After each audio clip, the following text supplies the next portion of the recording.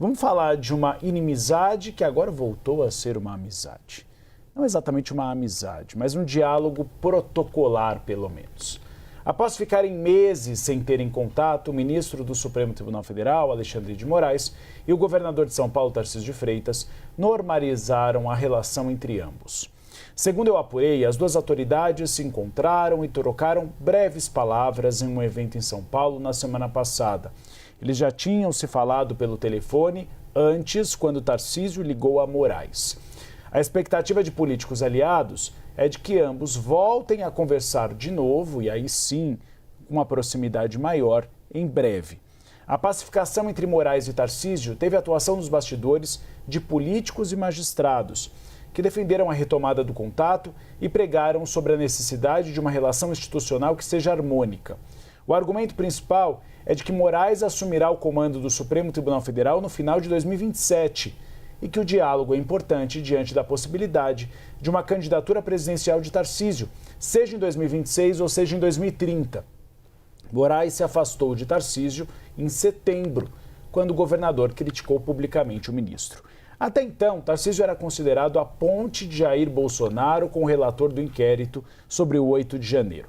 Nas últimas semanas, Tarcísio iniciou uma ofensiva junto à Suprema Corte, conversou inclusive com o ministro Gilmar Mendes, pela prisão domiciliar do ex-mandatário do Palácio do Planalto. Ou seja, não é uma amizade, nunca tiveram uma amizade, mas pelo menos voltaram a dialogar numa conversa harmônica que sempre teve entre os dois, institucional. A gente está falando de um ministro da Suprema Corte e de um governador de um estado que é o estado mais rico do país. Ficaram com aquela animosidade, me disseram que nesse evento os dois se cumprimentaram, conversaram brevemente, mas que devem se sentar um ao lado do outro para deixar os problemas para trás e Tarcísio continuar nessa ofensiva pela prisão domiciliar de Jair Bolsonaro. Acompanhar se virá um pedido formalizado, né? Ou se o governador está apenas declarando isso informalmente aos jornalistas. Sim, é interessante você pontuar da retomada desse diálogo, até porque o Tarcísio de Freitas, como possível candidato à presidência, vamos ver o que vai acontecer, né, no espectro da direita até o próximo ano, quando ele deveria se desincompatibilizar para concorrer lá em abril, né? Março, abril. Ele, nesse momento, tem a missão de se colocar como aquele candidato mais ao centro, menos à direita, mais ao centro, fazendo esse contraponto com o bolsonarismo figurado já na personagem Flávio Bolsonaro, né, que foi indicado pelo próprio pai para ser o candidato até aqui à presidência da República. Então, Tarcísio de Freitas,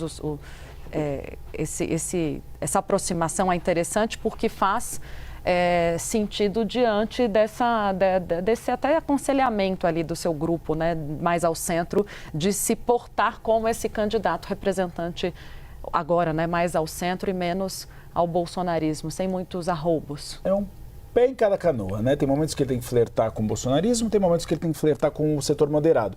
A grande questão é que ele acertou na forma, no discurso de 7 de setembro, de fazer críticas ao Supremo, mas errou no conteúdo. Não deveria ter citado nominalmente Alexandre de Moraes, já que ele era a ponte dos bolsonaristas com Alexandre de Moraes, mas isso me disseram, dos dois lados, está superado e agora vão retomar um diálogo diplomático, um diálogo institucional. Não são amigos, nunca foram, mas pelo menos uma conversa que seja amena e uma relação amena.